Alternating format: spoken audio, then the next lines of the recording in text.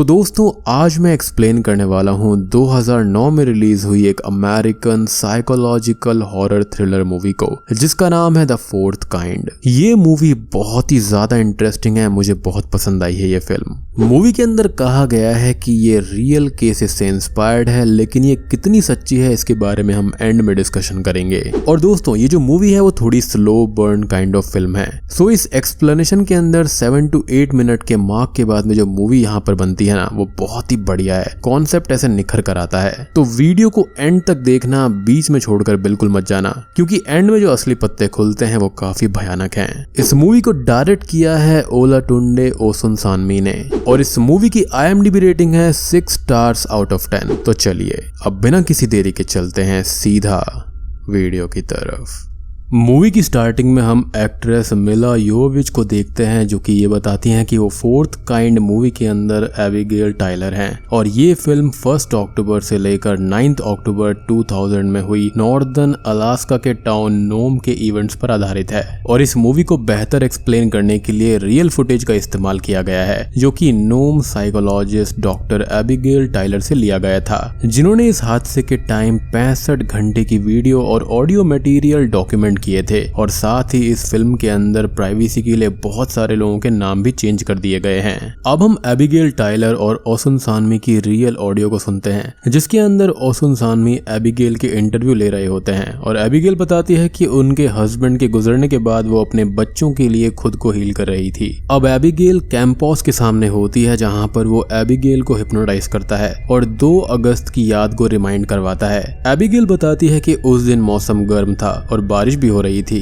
फिर campus Abigail से पूछता है कि उस अनजान आदमी के आने से पहले वो विल के साथ में क्या कर रही थी, यानी कि अपने हस्बैंड के साथ में।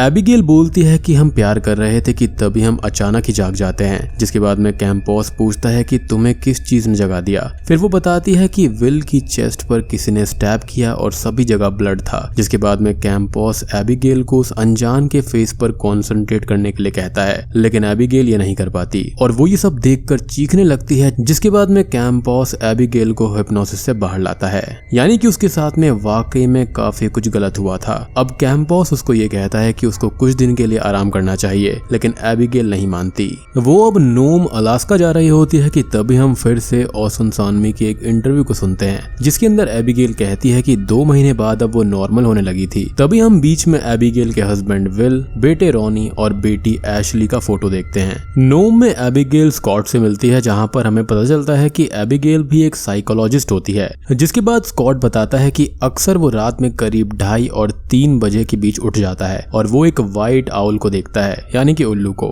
जो कि सिर्फ उसको घूरता रहता है। और फिर वो बताता है कि उसने आउल को पहली बार चाइल्डहुड में देखा था, और कहता है कि उसे ऐसा लगता है कि ये सब एक ड्रीम था। फिर एबिगेल उसे अगले दिन आने के लिए बोलती है, और साथ में हम देखते हैं कि ये सारी चीजें 3 और लोगों के साथ भी हुई थी। एबिगेल अब अपनी बेटी एशली को स्कूल लेने जाती है, जो कि लेट हो गई थी। फिर एशली को रिसीव करती है। उसके बाद में वो ये बोलती है कि रैल्फ ने उसे फेक बोला, और रैल्फ कहता है कि मैं सबको सॉरी फील कराना चाहता हूँ अपने पापा के लिए, जिससे कि आज एशली को बहुत बुरा लग रहा था। अब रात के टाइम एबिगेल डिनर से पहले प्रे करती है। फिर रॉनी एबिगेल से पूछता है कि क्या वो एक्सेप्ट कर पा रही है कि डैड नहीं रहे। तो यहाँ पर अभी तक हम ये समझ पाए हैं कि एबिगेल के हस्बैंड यानी कि विल इस फिल्म में मर चुके हैं, या फिर उनके साथ में कुछ मिस्टीरियस हुआ है। खैर इसके बारे में तो हम थोड़ी देर में जानेंगे, लेकिन फिलहाल वो इनके साथ में नहीं है। अब एबिगेल रॉनी को एशली के सामने ये सब ना बोलने के लिए बोलती है, जिसके बाद में रॉनी एबिगेल से पूछता है कि डैड मरे कैसे, और आगे बोलता है कि आप दूसरों की हेल्प करते थे लेकिन खुद की हेल्प नहीं कर पाए। और फिर रॉनी टेबल से उठकर चला जाता है। सो बेसिकली वो अपनी मदर को ही यहाँ पर कल्प्रिट मान रहा था। खैर अब नाइट में हम एक सफेद उल्लू को देखते हैं, जो कि एबिगेल की विंडो के बाहर होता है, और एबिगेल अपने रूम में थी। और इसी बीच हम एबिगेल की थॉट सुनते हैं, जो कि ओसुनसामी के इंटरव्यू के जरिए थी, कि रॉनी सोचता है कि उसकी मॉम की वजह से ही डैड की जान चली गई। फिर तभी एबिगेल को एक किताब के अंदर डॉक्टर अवोलोवा ओडुसैमी का नंबर मिलता है। अब एबिगेल एक रिकॉर्डेड टेप सुनती है, जिसमें बताया जाता है कि नोम अलास्का में 300 से भी ज्यादा लोग स्लीपिंग डिसऑर्डर का शिकार हैं, और ये एक ट्रेंड सा चल रहा है, जिसका रीजन अभी तक पता नहीं चला है, और लोग बिना किसी वजह के ही सुबह 3 बजे जाग जाते हैं। एशली अपने डैड की आवाज सुनकर एबिगेल के रूम में आ जाती है, जहाँ पर वो वो उसको ये बोलती हैं कि ये तो बस एक रिकॉर्डिंग है। फिर एशली एबिगेल के पास में ही सो जाती है। अब अगले दिन एबिगेल को टॉमी फिशर मिलता है और फिर एबिगेल टॉमी को हिप्नोटाइज करती है, जिसके बाद में टॉमी बताता है कि वो रोज विंडो के बाहर एक उल्लू को देखता था, लेकिन आजकल वो उल्लू वहां पर नहीं है। फिर टॉमी बोलने लगता है कि गेट के बाहर कोई है, गेट खुल रहा है, जिसके बाद अचानक ही टॉमी आंख खोल देता है और टॉमी डरा हुआ होता है। फिर अपनी जगह से उठकर लाइट तोड़ते हुए एक तरफ चले जाता है, जिसके बाद एबिगेल बोलती है कि ये रियल नहीं है क्योंकि टॉमी अब भी हिप्नोसिस में होता है। तो टॉमी बोलता है कि नहीं, ये रियल है और हम इसी बीच ये सारी चीजें स्कॉट के साथ भी देखते हैं। अब एबिगेल फिर से टॉमी से पूछती है कि क्या उसने कुछ देखा, तो टॉमी बोलता है कि उसने कुछ भी नहीं देखा है। फिर वो बताती है कि वो उसकी हेल्प कर रही है, जिसके बाद टॉमी कहता है कि अगर आप हेल्प करना चाहते हैं तो मुझे यहाँ से जाने दीजिए, और फिर टॉमी वहां से चला जाता है। अब हम एक रियल ऑडियो सुनते हैं, फिर पुलिस को देखते हैं जो कि एक घर को घेरे हुए होती है और उस घर में टॉमी होता है जिसके हाथ में गन थी। टॉमी बोलता है कि उसे एबिगेल से बात करनी है और फायर कर देता है। अब पुलिस यहाँ पर एबिगेल को कॉल करती है और कहती है कि टॉमी ने अपनी ही फैमिली को होस्टेज बना रखा है और वो तुमसे बात करना चाहता है, जिसके बाद में एबिगेल टॉमी के घर जाती है। फिर एबिगेल टॉमी से बात करती है और टॉमी एबिगेल से पूछता है कि ज़िम्बाब्वे ईटर का मतलब क्या होता है, लेकिन एबिगेल को इसके बारे में कुछ भी पता नहीं होता और एबिगेल उससे थोड़ा टाइम मांगती है, लेकिन टॉमी नहीं मानता और एबिगेल से कहता है कि उसने जो देखा है अगर वो देख लेती तो वो भी यही करती, और अपने वाइफ और बच्चे को वो मारने के बाद खुद को भी मार लेता है। अब हम एबिगेल को शेरिफ ऑगस्ट के पास में देखते हैं जो कि एबिगेल से पूछताछ करता है और एबिगेल को बोलता है कि उसने टॉमी को हिप्नोटाइज किया था, अदरवाइज टॉमी खुद की फैमिली को क्यों मारता। शेरिफ ऑगस्ट आगे बोलता है कि लास्ट में टॉमी ने तुमसे ही कांटेक्ट किया था और तुम्हें रिपोर्ट करना चाहिए था उसके साथ क्या चल रहा है, जिसके बाद में शेरिफ एबिगेल को लोगों की स्टडी करने के लिए मना कर देता है। अब हम एबिगेल को देखते हैं जो कि अपने घर पर थी, जो कि खुद को इन सब चीजों के लिए जिम्मेदार मान रही थी। उसे इन सब चीजों के लिए काफी गिल्ट फील हो रहा था। तभी वो सोचती है कि उसके सारे पेशेंट्स ने एक उल्लू को देखा था और विल ने भी आउल के बारे में जिक्र किया था, यानी कि उसके हस्बैंड ने, और वो सोचती है कि कुछ तो है जो कि उसको समझ नहीं आ रहा है।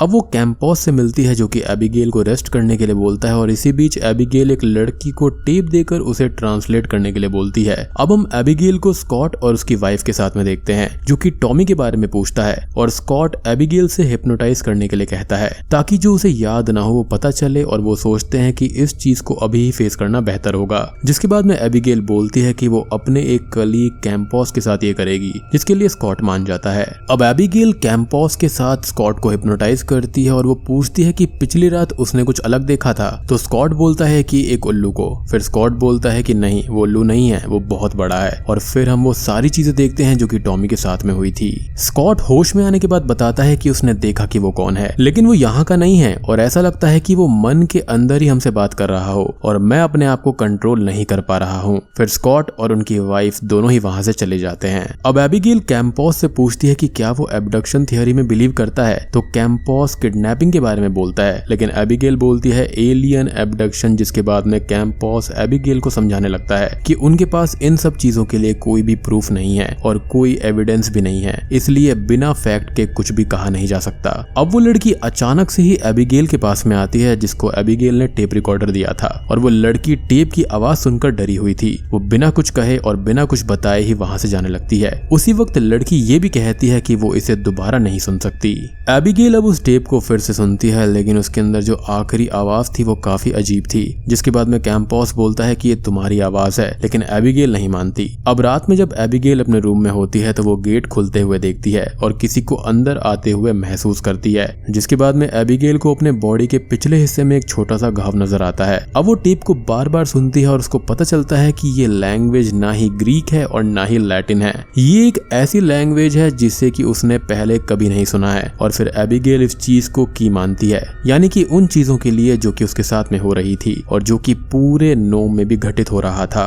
एबिगेल अब अवोलोवा ओडुसैमी को कॉल करती है और पूछती है कि क्या वो डॉक्टर विलियम टायलर को जानते हैं, जिसके बाद में ओडुसैमी बोलता है कि उसे नहीं पता विलियम टायलर कौन है। फिर ओडुसैमी एबिगेल से उसका नेम पूछते हैं, लेकिन वो कॉल काट देती है, जिसके बाद में ओडुसैमी फिर से कॉल करता है और बताता है कि इसी नंबर से एक आदमी ने कॉल किया था जो कि अपने आप को जॉन बता रहा था। फिर एबिगेल पूछती है कि जॉन ने आपको कॉल क्यों किया था, तो ओडुसैमी बोलते हैं एक एंशिएंट लैंग्वेज के बारे में जानने के लिए कॉल किया था। फिर एबिगेल ओडुसैमी को मिलने के लिए बुलाती है। टेप की आवाज सुनकर वो ये बताते हैं कि ये जो लैंग्वेज है ना, ये सुमेरियन है। फिर वो बोलते हैं कि टेप में जो बात चल रही है उसका मतलब है है रुइन और डिस्ट्रॉय। कैंपॉस इस चीज को नहीं मानता, जिसके बाद में ओडुसैमी बोलते हैं कि ये सबसे पुरानी लैंग्वेज में से एक है और मैं अभी भी कंक्लूजन पर नहीं पहुंचा हूं। फिर ओडुसैमी बोलते हैं कि इस आवाज के पीछे कोई बहुत बड़ी साजिश है। अब ओडुसैमी एंशिएंट टाइम के पेट्रोग्लिफ्स यानी कि स्टोन आर्ट दिखाता है जो कि जीसस क्राइस्ट के आने से 4000 साल पहले की होती है और इन आर्ट में से एक अपोलो जैसी दिख रही होती है और एक आर्ट ऐसा लग रहा था जैसे कि एक आदमी ने ऑक्सीजन सूट पहन रखा है। और फिर जेनेसिस के बारे में बताता है जो कि सुमेरियन एपिक से लिया गया था, जो कि सुमेरियन एपिक से आया था, और नोआज आर्क सुमेरियन डिल्यूज से भी यानी कि जल प्रलय से। और ये बताते हैं कि सुमेरियन हिस्ट्री के अंदर एलियंस के ओरिजिन के बारे में डिस्क्राइब किया गया है। लेकिन कैंपॉस अभी भी इन सब बातों को नहीं मान रहा था, जिसके बाद में ओडुसैमी बोलते हैं कि उसने अभी भी कंक्लूजन नहीं निकाला है, वो बस फैक्ट से डील कर रहे हैं। जिसके बाद में सिंडी स्कॉट की वाइफ का कॉल आता है कि स्कॉट के साथ में कुछ तो गड़बड़ चल रही है। अब एबिगेल, कैंपॉस और ओडुसैमी तीनों ही स्कॉट के घर पर जाते हैं जहां पर स्कॉट बेड पर बुरी कंडीशन में होता है और फिर एबिगेल स्कॉट के हाथ पर एक ट्रायंगल शेप में निशान देखती है जो कि स्कॉट को नहीं पता होता कि ये निशान कहां से आया है। स्कॉट ये बोलता है कि उसे ऐसा लग रहा है जैसे उसके माइंड में कुछ है और उसको ऐसा फील होता है जैसे उसको कुछ याद करना है और उसको ऐसा भी लग रहा है जैसे उसके दिमाग को कोई खोद रहा हो। अब एबिगेल स्कॉट को फिर से हिप्नोटाइज करती है और इन सब चीजों को कैमरा में रिकॉर्ड भी कर रही होती है। फिर स्कॉट हिप्नोसिस में एकदम से शांत हो जाता है, लेकिन अचानक ही स्कॉट चिल्लाने लगता है और साथ में हमको कुछ टूटने की आवाज आती है कि तभी स्कॉट हवा में लेविटेट करने लगता है। जी हाँ, और इसी बीच कैमरा में ये सब ब्लर हो जाता है। अब एबिगेल के घर पर शेरिफ ऑगस्ट पुलिस के साथ आता है, जिसके बाद में शेरिफ ऑगस्ट कहता है कि स्कॉट पैरालाइज्ड हो गया है, साथ ही उसकी बैक भी टूट गई है और जब ये सब हुआ उस समय तुम वहीं पर थी। जिसके बाद में शेरिफ ऑगस्ट एबिगेल को अरेस्ट करने की कोशिश करता है क्योंकि एबिगेल के पास कोई प्रूफ नहीं था खुद को बचाने के लिए और वीडियो भी बिल्कुल डिस्टॉर्टेड हो गया था। जिसके बाद में एबिगेल बोलती है कि स्कॉट के अंदर में कुछ था, लेकिन शेरिफ ऑगस्ट नहीं मानते।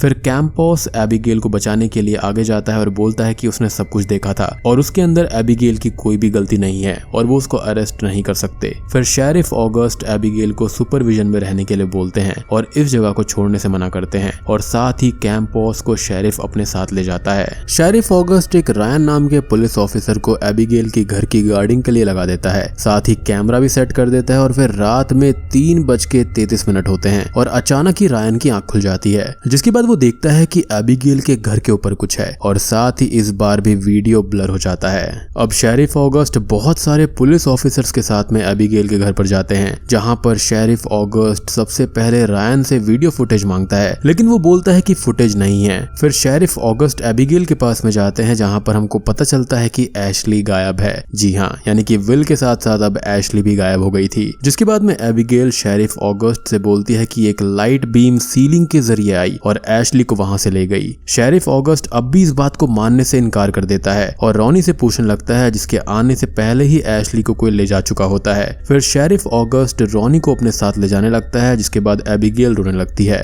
अब तंग आकर वो खुद पर हिप्नोसिस परफॉर्म करवाती है और फिर कैंपॉस एबिगेल को हिप्नोटाइज करता है, जिसके बाद वो बताती है कि उससे उल्लू दिख रहा था, लेकिन वो हंस रहा था। फिर बोलने लगती है कि नहीं, वो उल्लू नहीं है। फिर अब एबिगेल को हम उसके रूम में देखते हैं और वो चिल्लाने लगती है। हमको दिखाया जाता है कि एबिगेल पर कोई चीज हमला कर रही है, जिसके बाद वो और जोर जोर से चीखने लगती है। फिर वो उस चीज से बात भी करती है। वो बोलती है कि उसे उसका बच्चा वापस चाहिए, जिसकी आवाज आती है कि हम चाइल्ड वापस नहीं करते हैं। और लास्ट में वो आवाज अपने आप को गॉड कहती है और यहाँ पर चाइल्ड मतलब एशली है। अब ये चीज जो भी थी, एलियन, डेविल, गॉड या कुछ भी, उसका क्लियर इंडिकेशन था कि एशले कभी भी अब वापस नहीं आने वाली है। और हम ये भी जान पाते हैं कि उसके अंदर से ह्यूमन रिप्रोडक्टिव एग्स भी लिए गए थे।